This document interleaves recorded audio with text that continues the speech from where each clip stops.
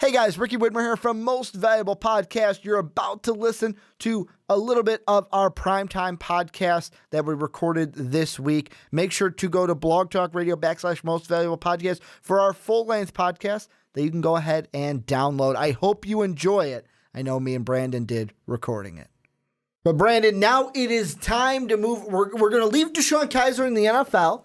But he used to wear a gold helmet, and we're going to stay with the Golden Domers, coming back to the world of college football. And to me, the Fighting Irish have a problem this year, because not only DeShone Kizer going to Bon Voyage, going to the NFL, but Malik Zaire, Bon Voyage, he's either going to go to Texas, Florida, Wisconsin, or Harvard, which surprised me. One of those four schools in the next 2 weeks gets a new quarterback in Malik Zaire. There's only one quarterback on this Notre Dame roster, and his name is Brandon Wimbush. 27. 27 is the amount of plays that he has done for the Fighting Irish in his time. Brandon, I will be frank. I will push it right out to you. Can Brandon Wimbush, think I called him Brian 2 seconds ago, Brandon Wimbush, turn Notre Dame around? Well, I think that that's an interesting question. Because Notre Dame is going to need, actually, a defense to help turn them around. And I think that that's the bigger point. But how about this name? Lamar Jackson. And we all know what Lamar Jackson did last year. Mm-hmm. We all do. And he was outstanding. Brandon Wimbush is talked about in the same sentence as Lamar Jackson.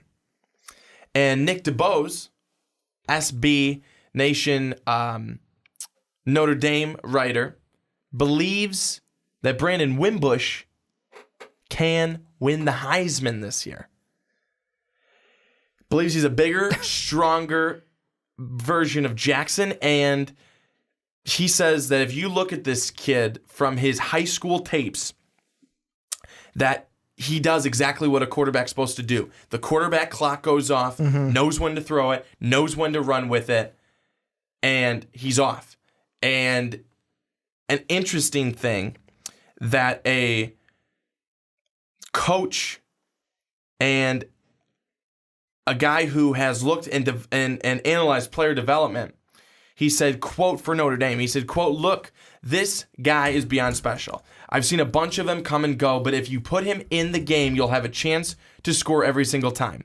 Hell, I'd put him in just to watch him play. He's your secret weapon. If nothing in the playbook is working, the weather sucks, and nothing seems to be going right, put Wimbush in, and he'll create an offense by himself. That's pretty strong for a guy who's only had 27 plays for Notre Dame. Now, saying that he can win the Heisman in 2017 sounds like a reach, doesn't it? But can he make Notre Dame a winner? And can he bring success back to the Fighting Irish? That's what he's going to have to do. He's going to have to bring success back to the Fighting Irish. And that's important. Notre Dame has to be better this year. It's going to be hard to be worse. But it's not just him. It's all the guys around him. And one of the guys that he's going to be looking to continue to do well and even step up is Equanimous St. Brown. So I think with guys like that, Miles Boykin, I think that we're looking at an offense that can be very exciting. We've looked at an offense for Notre Dame that can be very exciting. But I mentioned those guys, and that's all fine and good. But they need a defense. They need a defense that can stop opponents, and a defense that can play well and lift up their offense. But I think that Brandon Wimbush, with him coming in, it's a fresh slate. It's a clean slate for Notre Dame, and it's going to be with him. This is really going to be his first season. I'm excited for him. And I think that him being behind Zaire, him being behind Kizer, I think he's been able to learn. I just what to do, what probably not to do. I'm very interested to see what he is going to end up bringing to the table, because he's all the Raven, that SB article, and obviously what that coach said. But will he be able to translate that onto the field for a full season? And will his other guys around him help lift him up? Well, and right now, while you were talking, Brandon, I've got on my computer, you mentioned, look at his high school tape, and what you'll see, just from watching a little bit of it right now from high school, the first thing I notice is, and I know this is probably going to seem different when he's out there with the college guys, is he looks tall down there. He looks tall. Maybe because 6'1" in high school, 6'1", 216 he looks big. And it's kind of, to me, after seeing 6'1", 216, I go, fuck, he looks bigger than that. He looks taller than that. And the second thing I noticed, he's got a cannon. He has a absolute cannon to get the ball downfield. Like, the things that I am thinking about right now is when I've seen the deep balls from this tape, the first thing I think of, and Notre Dame fans, I know he's not there anymore, but I just imagine, God, I want to see this kid play with Golden Tate. The Golden Tate that was there in the Golden Domers, I want to see that Golden Tate paired up with this quarterback, because that would be something special. And whoever that weapon's going to be this year for Notre Dame, he's going to need that. He's going to need a weapon to go down the field. And really, I say, with the question of can he turn Notre Dame around, like you said, really it takes the defense to turn him around. I'm going on the side of I'm going to stick the pressure on the quarterback because of what we have seen, especially last year, from the Notre Dame Fighting Irish, where the quarterback position has not been what we are used to from Notre Dame. I mean, there was some promise for Deshaun Kaiser. Last year was probably not his most ideal year, was probably not the most ideal year for the program overall. I know they probably would like to have done better, but all Wimbush needs to do is go in there and give them a solid option at the quarterback position. Doesn't need to do it all himself, just needs to play smart, needs to limit the turnovers, and needs to make smart decisions. The key, confidence was the word of the day for the last segment. The word of the day for this segment is smart.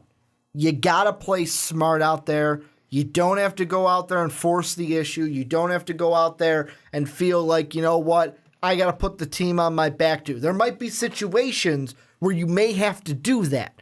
But all you have to do, first and foremost, is go out there, let your skill translate, and then say, I'm just going to make smart decisions and let my teammates and then that defense that you talk about back me up and add support to what I'm bringing to the table. Yeah, and I think that people are going to be able to get plenty of Brandon Wimbush throughout this season because Notre Dame's on TV all the time, and they have some pretty big games. They've got Georgia on national TV. They've got Michigan State again. I mean, these are North big. Carolina.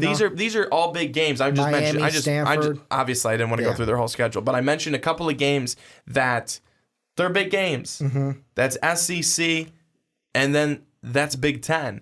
And I think that he's going to have a real opportunity to shine in front of people and be able to start to make a name for himself. And that's what he's going to have to do. I think that that's going to be really important for him. But I think it's also going to be important for Brian Kelly to just kind of let him go. Like, let him do his thing. Let's see what the kid has. In 2012, he did a lot of protecting Everett Olson and, trying to make the offense just so to kind of, cater it to him, make sure things were easy and everything like that.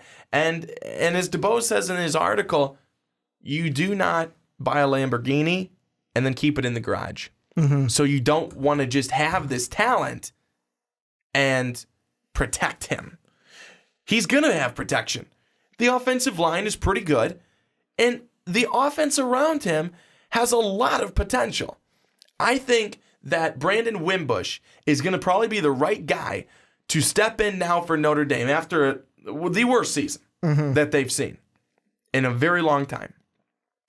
I think he's the right guy with the right skill set to lead this team and be a leader on this team that's fairly young. I think when you look at Wimbush, he's a sophomore. Equanimous, he's a sophomore.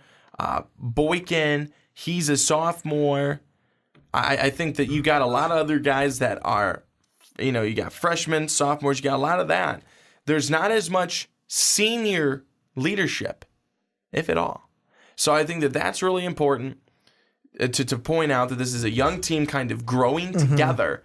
So when they're all juniors or seniors, I think we're going to be looking at a pretty good squad. And that's something that Notre Dame has to be excited for.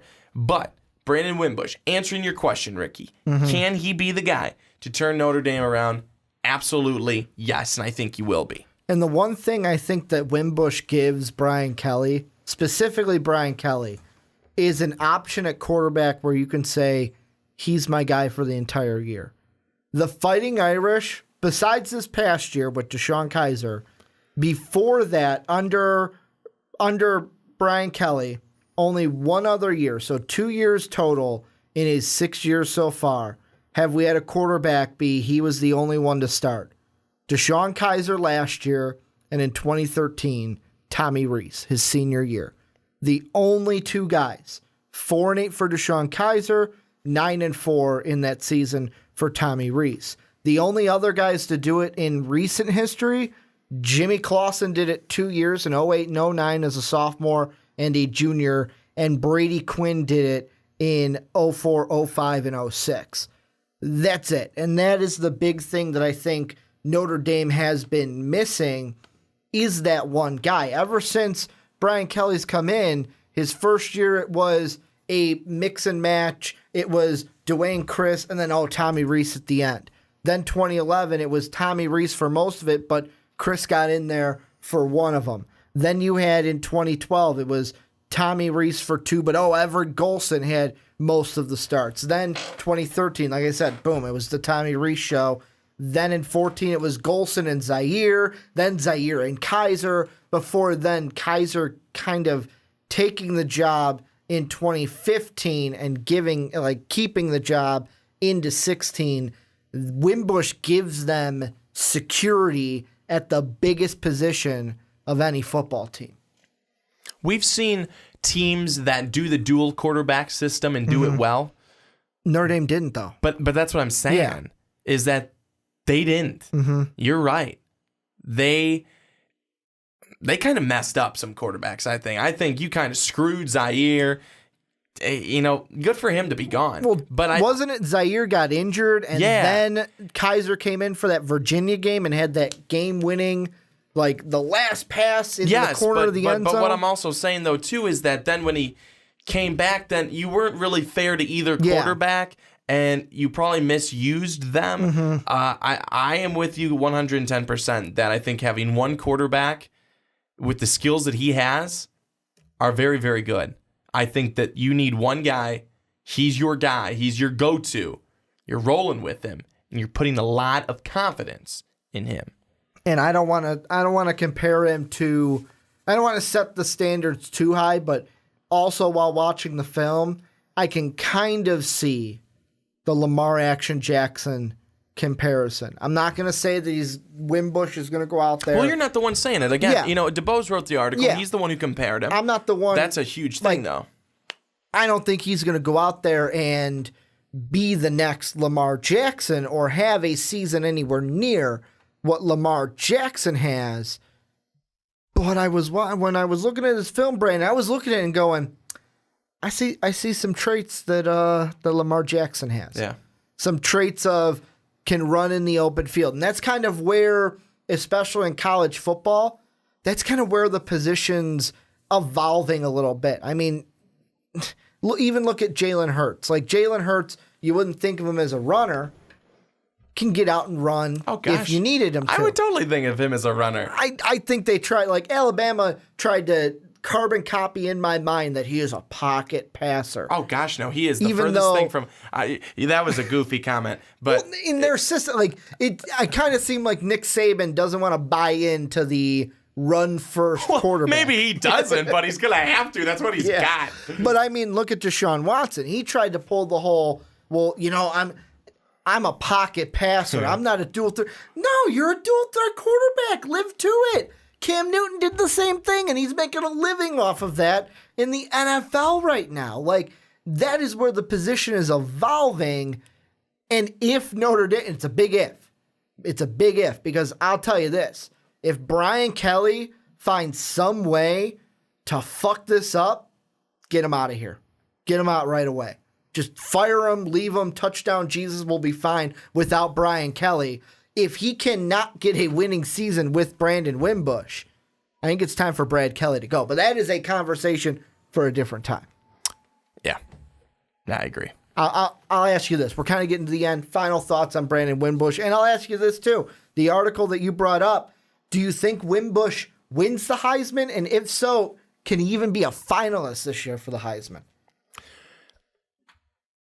Final thought is that I'm excited for Notre Dame this year. Mm-hmm. I'll probably be sadly let down. More so than Alabama? What's that? Are you more excited for them than Alabama? No, but I am excited for them because after last season, I think you have to have excitement where some of the guys are gone. You're kind of bringing in again this new, not necessarily new with Wimbush it is, but with some of the other guys like Equanimous, he's not new. He new under the scene last year. But anyways, I think you have to be excited in that. Rejuvenated. It's a rejuvenated team, at least offensively. Defensively, they have got to be rejuvenated. So that's my thought. And then he won't win the Heisman. That is a very, very big honor, award. That would be a tall mountain to climb. But could he be in the running at least for part of the season? Sure. Yeah. He could be in the running for part of the season. Why not? Let's put him in there. Could he be a finalist, though? Just make the stage. Because to me, there's a lot. No. There's Sam Darnold. No, he can't. There's Eason could be one. You've got Jake Browning. And I'm just thinking quarterbacks. McSorley, yeah. He's not. He won't be in there. But could someone say and possibly make the case at some point in the season and say, man, he could be one. Lamar Jackson. Yeah, I think that they probably could do that. And they'll probably be able to do that only because of everything that I've read and everything that I've been able to find on this guy points to him being just an absolute top talent.